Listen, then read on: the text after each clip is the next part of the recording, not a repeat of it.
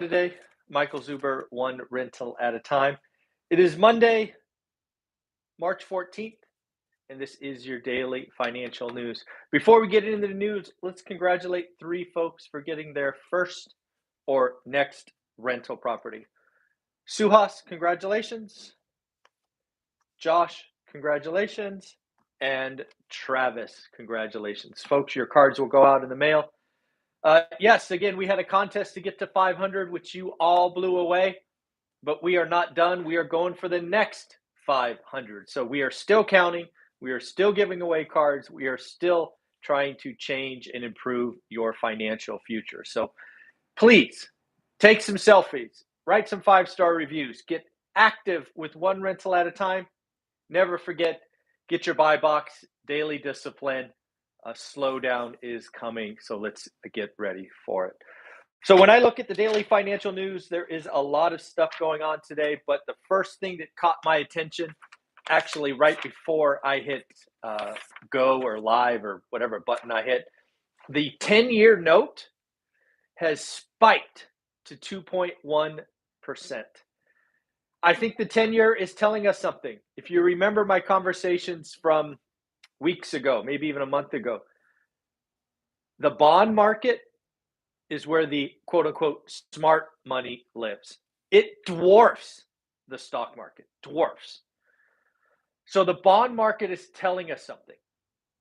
It was 1.7 seemingly 2 weeks ago, and now it is 2.1. I would love to hear from you what you think. What do you think the bond market is telling us? I come up with two scenarios. Two. One, the bond market is telling us this talk of peace, the multiple rounds of negotiation, all of those things going on. The bond market is telling us they expect it to go somewhere. I hope they're right. I hope the bond market is right. We have a peace treaty signed this week. Wouldn't that be good for the entire world? All right, fine. I don't know if you can hear Sonny. I can never tell. Can you guys hear him whine? But good news, no more cone. No more cone. Anyways, I apologize. So again, the bond market is telling us peace could be had. That's one possibility. One. The second one's more subtle. The bond market might be telling us they expect Jerome Powell to give us a surprise gift on Wednesday, the gift that I have been calling for. They're calling, the bond market is telling us the second thing is maybe we do get a 50 basis point raise. That's the only thing I can think of why the bond market it's been spiking really since Thursday, and it's gone from 1.7 to 2.1 in record time, seemingly. So again, I hope it's the first one, no question. I hope peace is signed this week. Frankly, I hope it is signed right now. But the second one could be the bond market is telling us, you know what?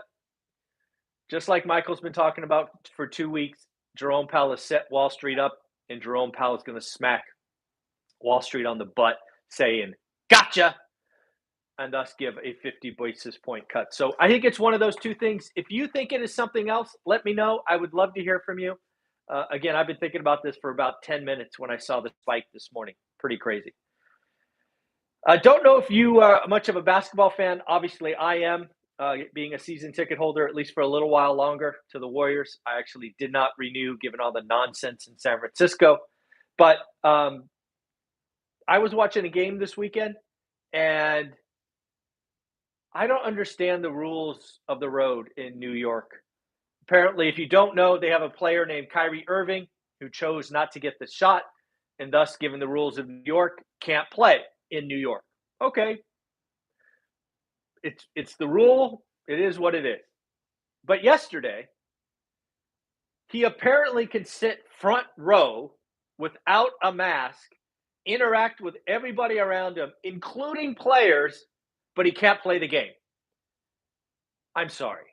How does that rule make sense? I what are I don't understand. I don't understand. I don't understand. I don't get it. Rules are great. If you want the rules, whatever. Free country.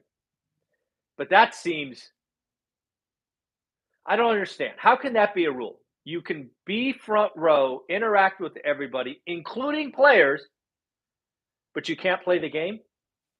That doesn't seem right to me. Something's wacky. Something's weird. Anyways, whatever. I don't get it. Tom Brady, if you are a football fan, actually, we celebrated this, I don't know, 90 days ago or so when he retired. Well, apparently, inflation is so bad that Tom Brady has to go back to work. Of course, I joke, but think about it.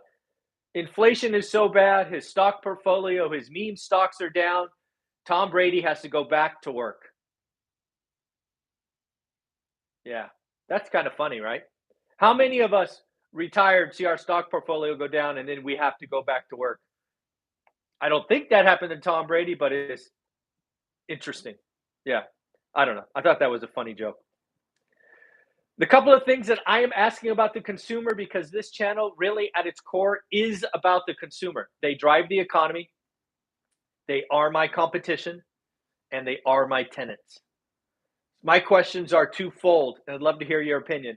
When does the consumer stop buying homes? Right? When do they stop buying homes? Second, when do renters cry uncle and finally can't stand the rising inflation? I think both of those are on the horizon, but yeah, it is interesting. Well, people are thinking that the supply chain is going to be improving. I don't know why. I don't know why people think the supply chain is improving. It is obviously it's not getting better in Europe anytime soon. And now I don't know if you've heard, but China is locking down, shutting down cities. Yes, even Apple, Foxconn, I believe it is shutting down. Who knows for how long? But they still have this zero COVID policy. I don't know why we think supply chains are going to get better. We got to start making stuff at home, folks. This when you rely on the world to produce stuff and some of them don't like you, yeah, we need to make more stuff at home. Certainly pharmaceuticals and chips and things of that nature. So we shall see. A couple of things going on this week. Big report on retail sales. Retail sales outside of the Fed results on Wednesday. Retail sales is a big deal. We've been talking about the consumer being less than enthusiastic. However, sentiment or confidence does not necessarily immediately translate to retail sales. If we see a decline in retail sales, watch out. The consumer is on strike. If the retail sales is still growing strong, say 0.5% or more, they're right. People are saying that the consumer has all this savings. I don't see it, but maybe they do. PPI, Producer Price Index, second inflation gauge to CPI. PPI is expected to be 8.7. I think that's on Wednesday. It might be Thursday. I think it's Wednesday. PPI reading, I think it might be 9%. Existing home sales comes out on Friday. We're still anticipating 6.1 million units sold. Folks, we do not have a supply problem of homes. We have a Federal Reserve who kept rates artificially low, where the greatest risk-adjusted return is a single-family unit. Plus, we had a pandemic that said work from home. Have another bedroom for your office and your gym and your whatever. We have a demand problem.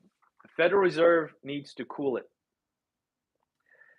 Again, I want to highlight that we are about to have a crisis, or we could have a crisis in food. I think we have a food crisis no matter what. Even if peace treaty is signed today and everybody goes home, food is going to be the thing we talk about the most. Yes, oil shows up and we take selfies of our gas pump and all of that. but you're missing the bigger picture. Food is expected to go up 22% this year. That coming from the United Nations. That is a worldwide number, 22%. I did not know, shame on me, I just didn't know. Wheat, corn, and rice, those three grains, make up 40% of the calories consumed around the world. That is a lion's share of people's nutrition around the world. And the breadbasket has just been hurt, right? 32% of the breadbasket in Europe is now shut down for all intents and purposes. I am concerned. China housing market is in a world of pain. It's amazing we haven't seen more headlines. It looks like construction has stopped in many places. No kidding. Developers now are selling assets like planes to make up for holes in their cash flow statement. Developers have stopped buying land, which is hurting cities, right? Cities used to collect tax revenue or revenue from land sales. Land sales dropped 72%. Supply of homes outpaces family formation 3-1. Yeah, China housing market is in trouble. Plus, they have destroyed consumer confidence. Not good, not good. Came across 2022 housing predictions. All of these have changed, and it is quite surprising, the range. So I thought I would give them to you. First off, realize that the median home price as of today is $392,000. Zillow comes in at a high mark of 16.4%, followed closely by Goldman Sachs at 16%, Fannie Mae 11.2%, National Association of Realtors, or NAR, only 5.7%. Really? Really? 5.7%? Inflation is 7%. So if inflation is 7 and you're calling for 5.7 nominal versus real, you're actually going backwards. I don't see it. Redfin at 7%, kind of at inflation. Realtor.com. I have one question. What are you smoking? Realtor.com came in at 2.9%. I have a strong suspicion that Realtor.com will be adjusting their forecast up.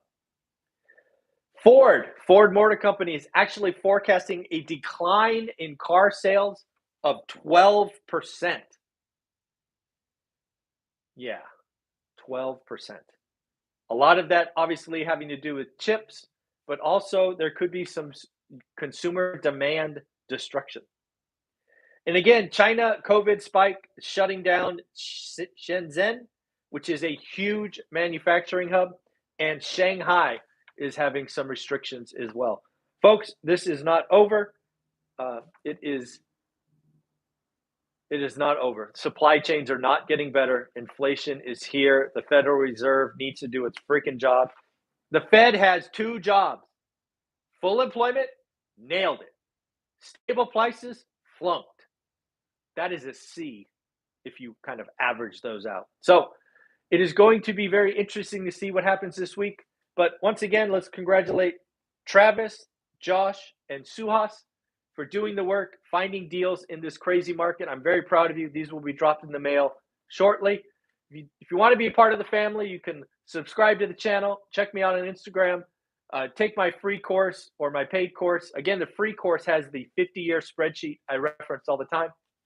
I've also added here recently a 52-year spreadsheet that one of my students took the time to put together. So more and more data out there, both in the free course, paid course. Have a wonderful day. This is your daily financial news. Bye-bye.